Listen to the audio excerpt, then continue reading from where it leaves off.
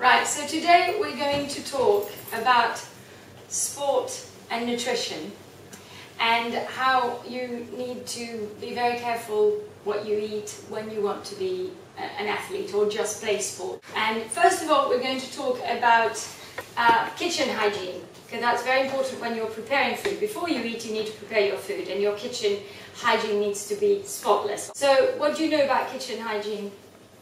What do you know? Wash hands. Wash hands, that's very important. Whenever you're handling food, you need to wash your hands. You also need to wash your hands in between handling food. So if you handle raw meat or fish and then vegetables for a salad, you need to wash your hands with soapy, hot, warm, soapy water again. And what else do we need for kitchen hygiene? Clean surfaces. Yeah. So you have an apron and I have a jacket.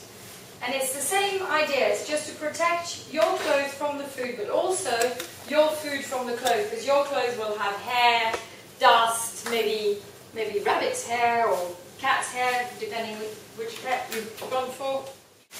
This is the Eat Well plate we have discussed just now. You see the section in fruit and vegetable and the section for bread, rice, potato, pasta are the biggest sections. And they are pretty much equal. So your plate should be based on starchy food, so bread, rice, potatoes, pasta, and have loads of fruit and veg in it as well.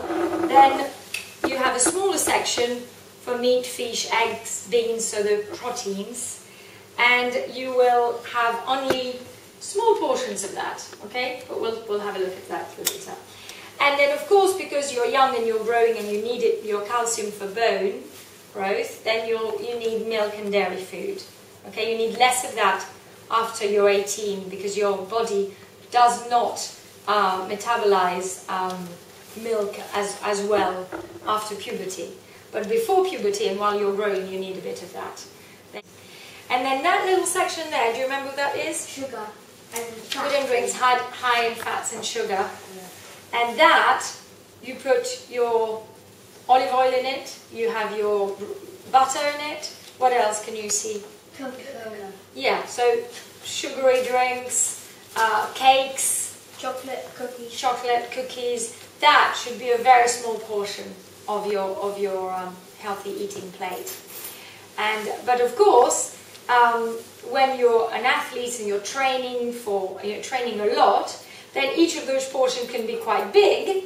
And when you have when you're exercising less, when you're resting, then you should also reduce your portions, okay, to make sure that you eat, as we saw in the Michael Phelps video, that you eat according to your exercise level.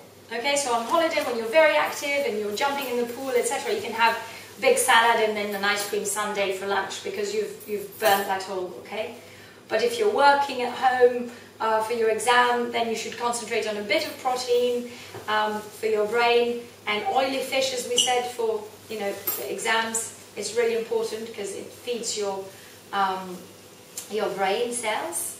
And then you should eat probably less carbs than if you were exercising a lot. Yeah? So that's important to keep in mind. And now I've done a little card for you, and I'll ask you to read out some of it. The first tip, can I even read that? First tip. Breakfast should be your biggest meal and supper your lightest. Favour carbs for long-term energy rather than animal proteins. Eat only as much as you need for the effort ahead.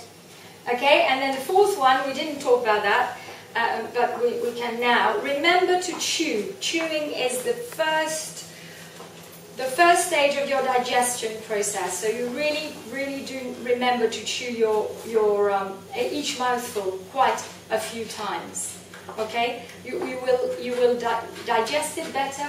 You will use up all the nutrients in the food much better. So all the vitamins will get into your system much faster if you chew well. Okay, so something you need to start doing in the kitchen and when you go shopping with your mum is looking at the labels, because a lot of those bad things actually are going to be listed in the labels. Hydrogenated fat, is listed most of. In energy drinks, I bet you the first ingredient least listed is going to be sugar, because that's going to be the bulk of it, or maybe water, then sugar, and you'll know that that's all it is. But here, the biggest ingredient listed first is organic cocoa mass. So that's, you know, that's a good ingredient for chocolate. Then you have organic raw cane sugar. But you have to look in what position the sugar comes. That's a very high position. Sugar comes in second position on your label. And you need, when you cook, to have clean, fresh water. And then you need a bit of salt in each pan, and so you save energy. When you boil something, you always cover your pan, so otherwise you're wasting a lot of energy. Now we're going to measure the rice. Do you want to measure the rice with me? So we'll have probably measure 1 cup of quinoa, 1 cup of rice. So quinoa is a very good grain because it's got loads of protein, and that's red Camargue rice. From where I come from, the Camargue area. Can we taste? Yeah. Taste it raw? Can you taste it raw? Yeah. Well, you can. The energy balls. Yay! Yeah? So, for your energy balls, you just need loads of grains like pumpkin seeds. What seeds? Right. Dates. You can have dates, but today I have prunes and a bit of almond powder, ground almond, and some walnuts. Okay? But you can add loads of other things. You can add spices to it. We're going to add a bit of cinnamon to it because I like cinnamon. I add chocolate. They're cranberries. Do you want to taste it? That's a wonderful source of vitamin C. So now our energy balls got loads of vitamin C, which is good.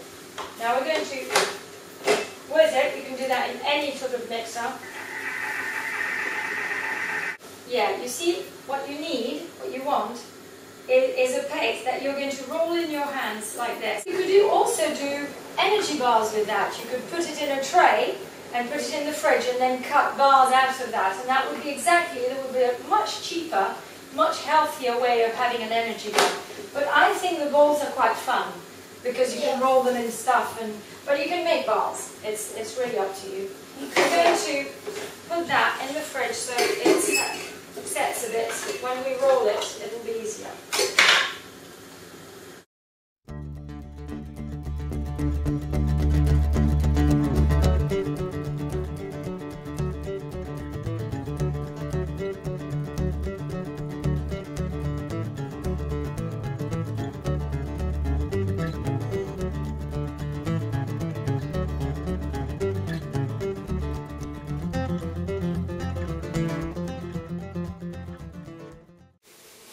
We're going to prepare our main dish, which is grilled salmon with a miso marinade.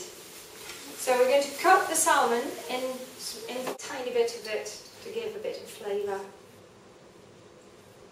And a few drops of it along salmon. To do the salad that we will eat with our salmon.